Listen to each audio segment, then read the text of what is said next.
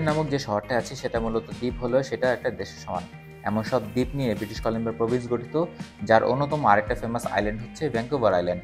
Island বলা হলেও এটা কানাডার অন্যতম ব্যস্ততম একটা শহর। আজকে আমরা যাচ্ছি সেই শহরে। আপটাউনে এসে প্রায় 1 ঘন্টা ধরে দাঁড়ায় আছি, এটা আমাদের নেক্সট বাস ধরার জন্য। এখান থেকে ভিক্টোরিয়ার যে আপটাউন, সেটা ডাউনটাউন থেকে সোয়ার্স ফেরি বেতে 70 নম্বর বাসটা যায়। তো আমরা সেই বাসটাতে উঠবো এবং সেই বাসটা ধরে প্রায় 50 মিনিটের জার্নি শেষ করে আমরা সোয়ার্স ফেরি বেট যে টার্মিনালটা আছে সেই টার্মিনালে যেয়ে পৌঁছাবো। আমরা এখন বাস থেকে নামতেছি। Thank you. বাস থেকে নামলাম, বাস থেকে নেমে আমরা এখন পায়ে হেঁটে টিকিট কাউন্টারের দিকে যাব। এবং দেখতেছি যে সবাই টিকিট কাউন্টারের দিকে যাচ্ছে।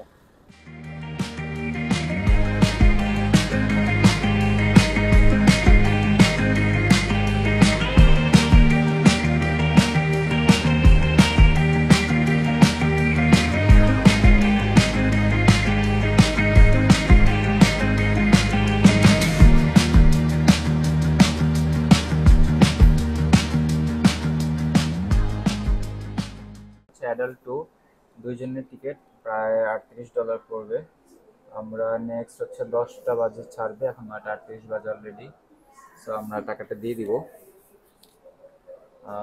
Amount continue, use a credit card, touch করলেও হবে কাজ।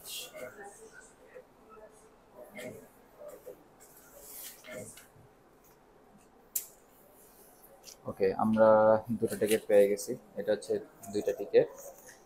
এটা মনে হয় একটা রিসিপ্ট দিচ্ছে। রিসিপ্ট তো সবাই ফেলে রেখে যায়, বাট থাকলে ভালো।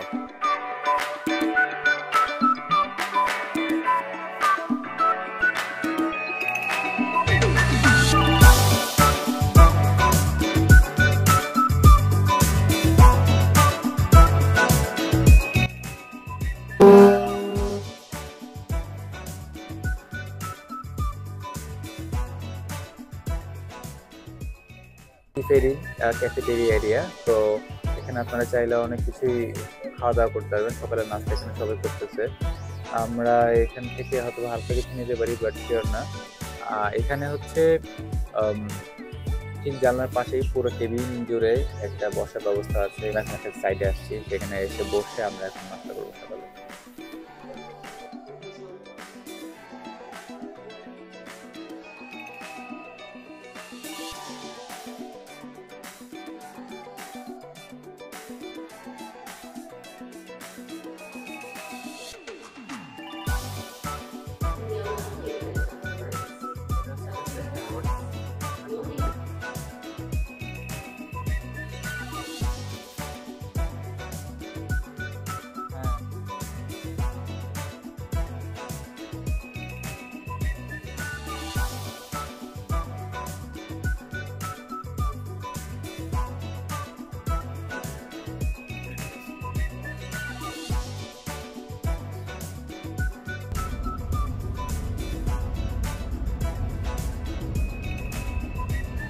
হ্যালো এভরিওয়ান, আমরা ভ্যাঙ্কুভার চলে আসছি।